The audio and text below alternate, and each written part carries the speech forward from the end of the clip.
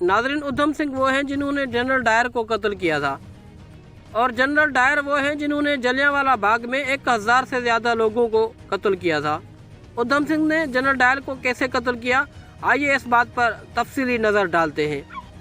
Udham Singh combo Punjab का एक बेगैवर और दिलेर इंसान था। वो जलियांवाला बाग का अलमिया फरामोश न कर सका। ये वाक़या उसके सीने में कांटे की तरह पस्त हो गया।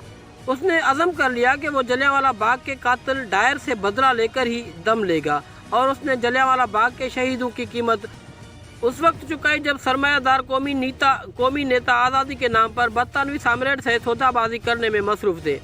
उधम सिंह को अपना अज़म पूरा करने का मौका जलियांवाला बाग वारदात के 20 साल बाद मिला, जबकि लंदन में एक शाम कैक्टस हॉल में मुनअक़िदा एक तकरीब में लेफ्टिनेंट जनरल माइकल डायर साने अमृतसर का जल्लाद, जिसे 20 साल पहले बरतानवी सरकार हिंदुस्तानी अवाम के गजबनाक एहतजाज के पेश नज़र महज दिखावे के लिए लंदन की अदालत में मुकदमा चलाकर बरी कर चुकी थी, अगली सिफ में बड़े इत्मीनान और सुकून से विराजमान था।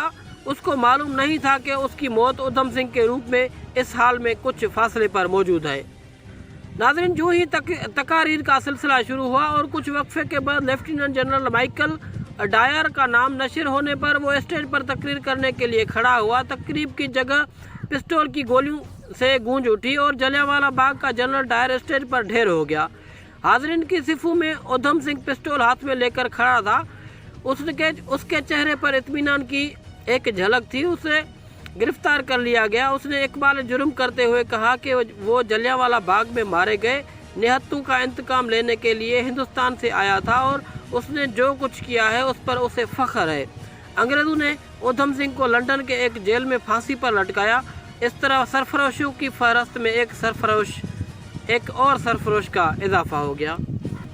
नाज़रीन, ये 13 मार्च 1940 और दोपहर का वक्त था। पंजाब के साबिक lieutenant governor Michael Dyer London के कैक्टस हॉल में थे। अचानक एक सिख नौजवान उनके करीब पहुंचा और उन्हें गोली मारकर हलाक कर दिया। गोली चलाने के बाद उसने भागने की कोशिश नहीं की और जाए वारदात पर मौजूद रहा।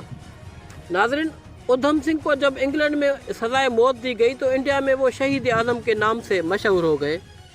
नाज़रीन, उधम सिंह ज़हनी तौर पर मरने के लिए तैयार था।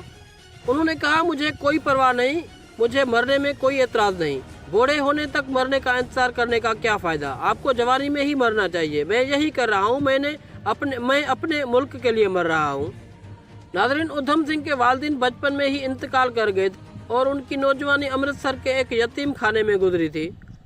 नाज़रीन, जिस वक्त उधम सिंह ने ये कत्ल किया उस वक्त तक दूसरी आलमी जंग शुरू हो चुकी थी। बरतानिया के मुखालफिन ने भी उस मौके का फ़ायदा उठाना चाहा। नाज़ी जर्मनी के प्रोपेगेंडा के वजीर यूसुफ गोबल ने ऐलान किया कि डायर एक इंतहाई बेरहम और खूनरेज़ गवर्नर थे।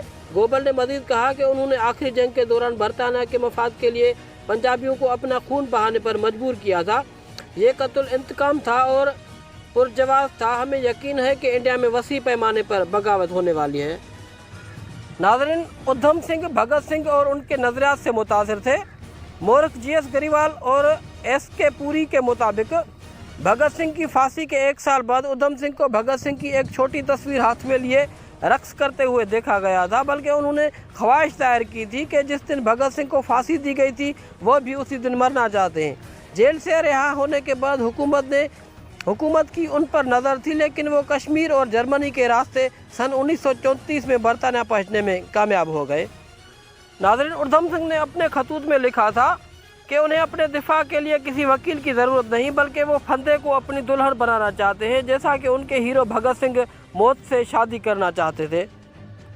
नाज़रीन, इस तरह की मज़ीद तारीखी और इन्फॉर्मेटिव वीडियोज़ के लिए सब्सक्राइब करें हमारा YouTube चैनल और बेल आइकन ज़रूर प्रेस करें।